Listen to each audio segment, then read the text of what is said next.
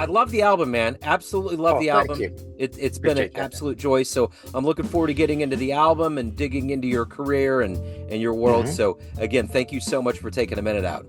Of course, my pleasure. So before we get into Arrowsic and your career, I want to know first and foremost, 6 years ago, this pandemic changed so much about our lives and what we're doing. How did you get Hmm. through that era, and how has it influenced the way that you create and live today? Yeah, that was quite a challenging time, I think, for all of us. I was actually in a place where I was writing for this album, and I was almost minus the pandemic, would have been sort of in a creative lockdown, writing for the album. And then, of course, we had all these interruptions in our personal and professional lives, and so it made me actually rethink a lot of what I was writing and change the concept of the album a little bit. And I dug in a little deeper.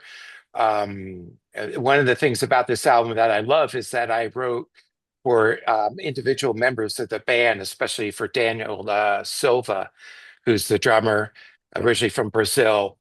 And he's got kind of a unique musical voice going on. So I really focused in on the band members during that period, even though we weren't performing or had played or even formed the group formally. I was still thinking about the end result.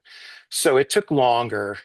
But that time allowed me to reappraise my creative pursuit with this project, but also, all the personal challenges we were going through, and um, just really thinking about life in general and what it means to have a sense of community, or lack thereof during that time, or how that changed with a lot of online presence, and also then just what how a jazz group becomes a community and the microcosm of a larger community, and the interaction that's really necessary, I think, um, as part of human need, just to communicate with each other, whether it's outside of a music group or in a music group. So talk to me about Aerosick and kind of your love of coffee that's kind of the backdrop. Give me an idea of Hmm. what you were going for as you went into this project. Yeah, I had friends that had roasted coffee uh, years ago, and they introduced me to this process.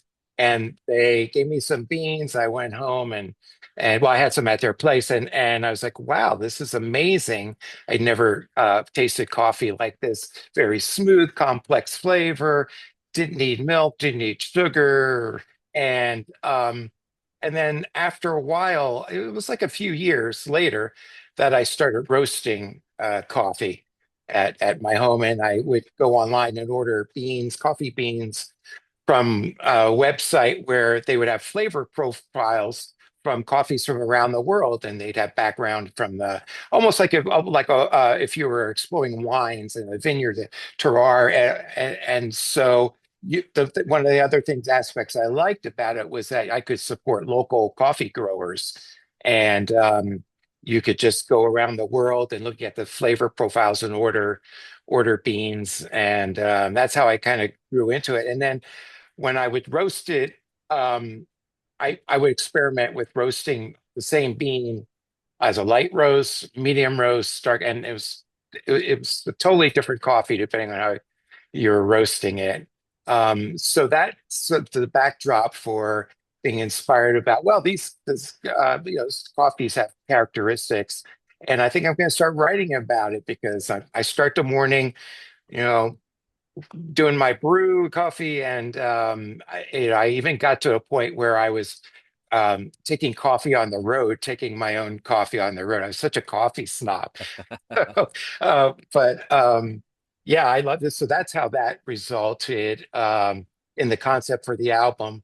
And then some of the other title tracks are inspired by other things, like the first track, Dance and Feed, is inspired by Thelonious Monk. Mhm. Um, Arrowsic, of course, was actually is a place in Maine. A dear friend of mine who passed away last year.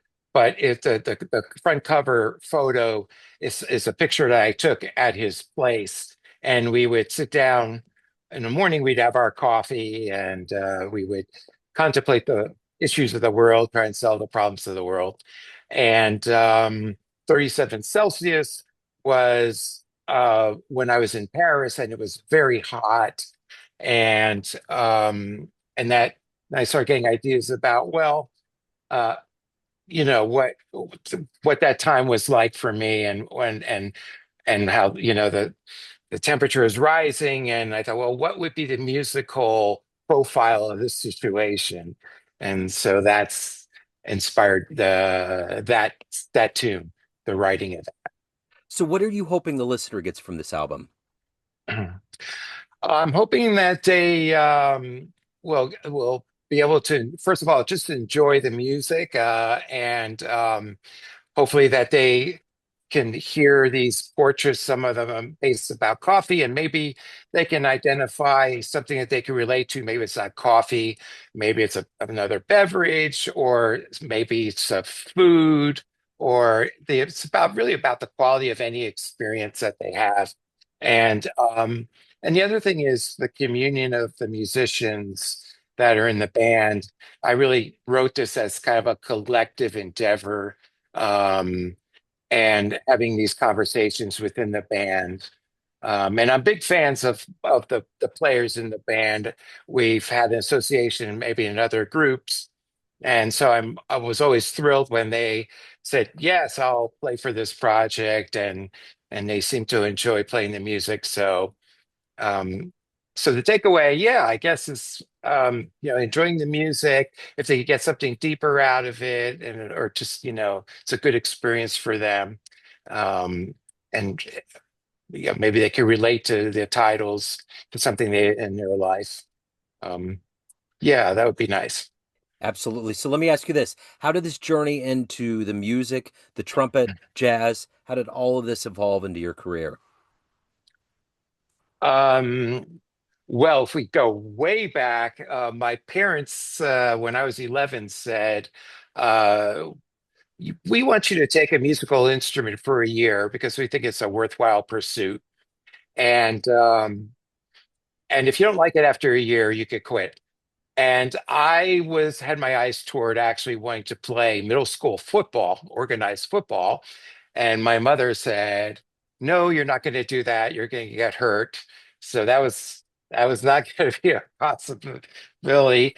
And so I started the trumpet, and I went to a concert where Maynard Ferguson and his band was playing, and I kind of was blown away by the performance. And I got a chance to meet him after the concert, got his autograph, and then I started getting the music bug.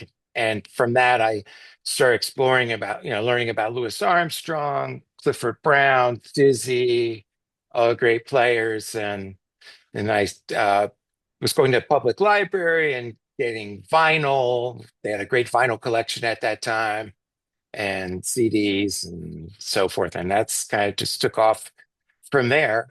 And then I knew I'd always move to New York because, it's considered the jazz capital of the world. Although, I mean, there are great players in every part of the world. And so I moved to New York, uh, entered the master's program at Manhattan School of Music, got a jazz performance degree, met a lot of great musicians, and I just started playing when got to New York.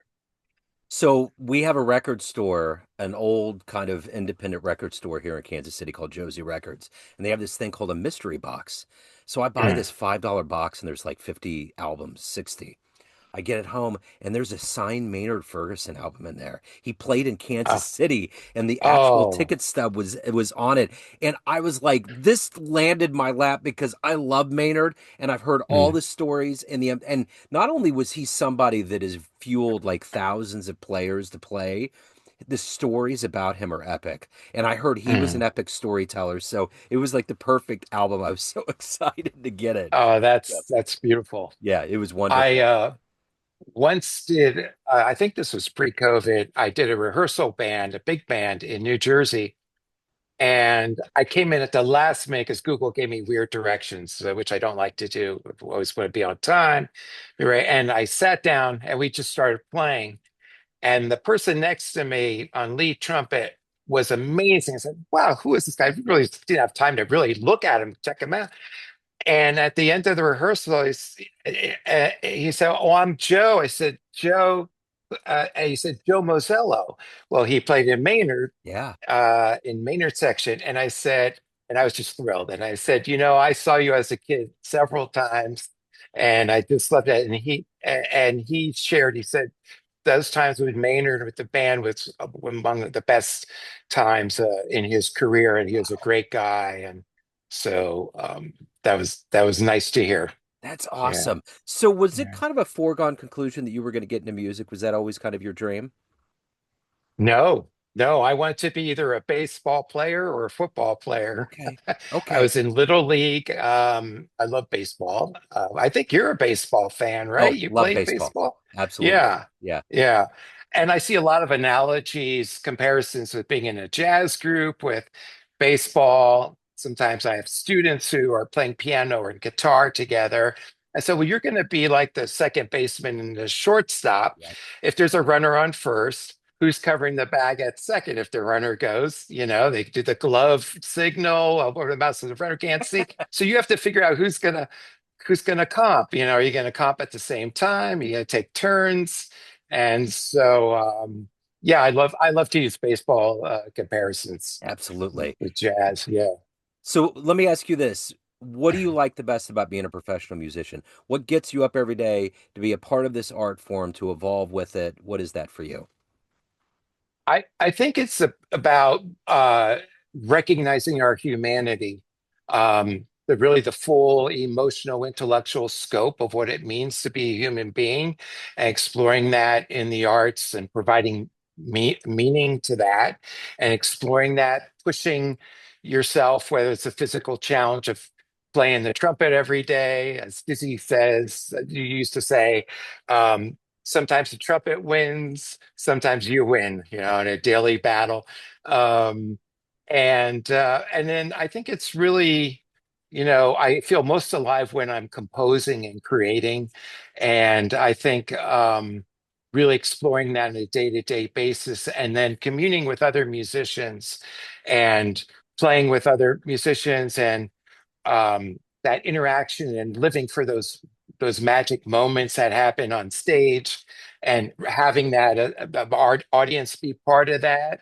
Um, and I've been fortunate to travel a fair amount um, around the world, and when people ask what I do, um, it just kind of creates an interest, because everyone can relate.